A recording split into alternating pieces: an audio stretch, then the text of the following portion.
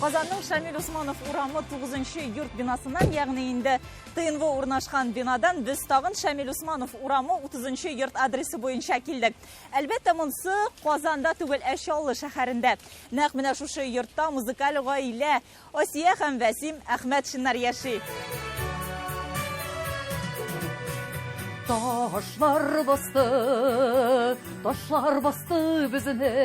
Менә шулайрак аларның фатирында Вәсим әфәнде көйне язып, музыканы куеп тора, ә Асия ханым аны халыкка тапшыра.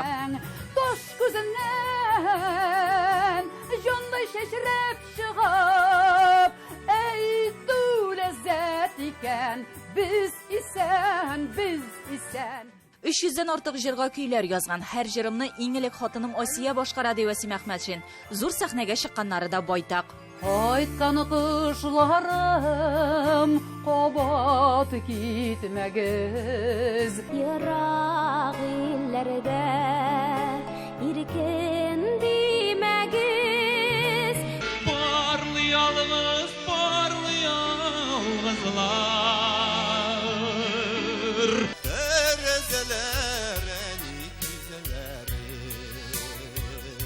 Асия Әхмәтшин Минзәлә районы кызы, ә Вәсим Әхмәтшин Сарман егете.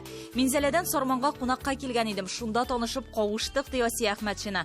Бергә гомер итә башлауларына инде 50 ел. Икесе дә иҗади гаиләдә үскәннәр. Асия Әхмәтшина кичкенәдән җырлый, Алабуга мәдәни агарту училищесын тәмамлаган. Ә Вәсим Әхмәтшинга килсәк, без Сарманның үзендә бердән-бер дип әйтим инде музыкаль гаилә идек. Әти скрипкада уйныйдыр, әди гитарада. Опа, шулай ук гитарада, башка абыйлар инде, без инде 6 бала. Олы абыйыбыз инде Валерий Әхмәтшин кайткан чакта Сарман буйларына, ол шуның музыкаль авторы инде ул, композитор буларак. Икенче абыйыбыз инде Виктор домбыраларда, безнең стенада бүтән уен кораллары эленеп торадыр инде. Ә мин ул вакытта колакларда уйнадым инде. Бүген Вәсим Әхмәтшинның уйный белмәгән музыка кораллары юк.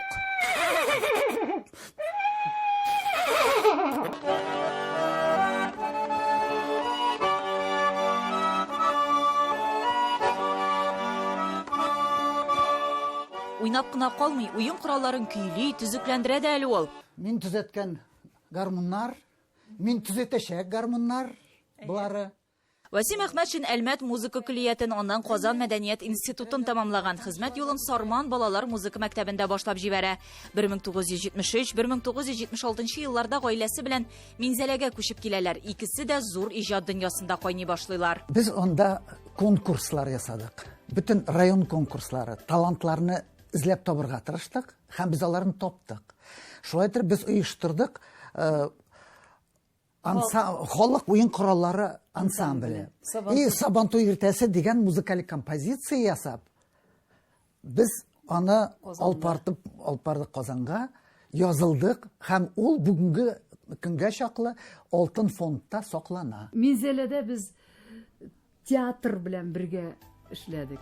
Шул хәтле иҗатка бирелгән булганбыз, хәтта улыбызны үзебез балалар бакчасыннан елына нибары 19 тапкыр гына алганбыз ди алар хатирәләрен яңартып. Бәлки Минзәләдә төпләнгән дә булыр идек ди Әхмәтшиннар. Фатир бирелми. Ул мәсьәләне чишүгә бары тик Мамадыш районына күчеп китеп кенә ирешәләр. Биредә Вәсим әфәнде балалар музыка мәктәбенә укытучы булып урнаша, ә Асия ханым клуб мөдире итеп билгеләнә.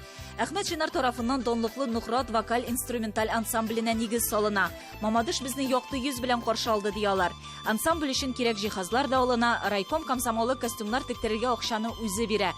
Ә артистларга килгәндә алар төрле һөнәр кешеләре, соңрак профессионаллар да килеп кушыла. Дөнья гиздегендә Болгарияга бардык. Мәскәү телевидениесына барырга туры килде. Аннан соң Тюмень өлкәсе буенча рельс биткәнче агитпоезд цикавылы кысыйм. Молодогвардеец дигән поезд белән 1 ай гастрольдә йөрдек. Ханты-Мансийский округ барып, рельс биткәч борылып кайттык инде сонда. Көненә 3 концерт.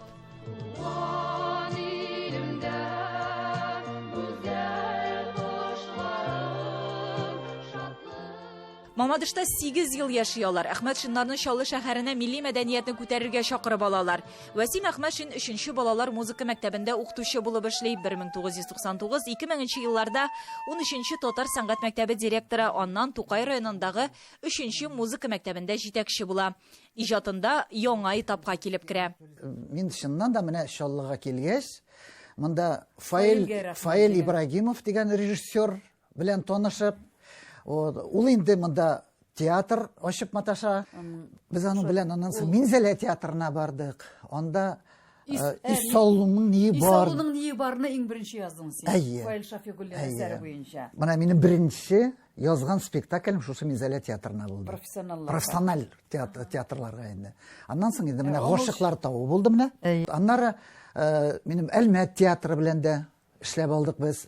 Аннан соң Оренбургка барып, Оренбургта да бүгенге чаклы бер 5-6 спектакльгә язылгандыр инде анда.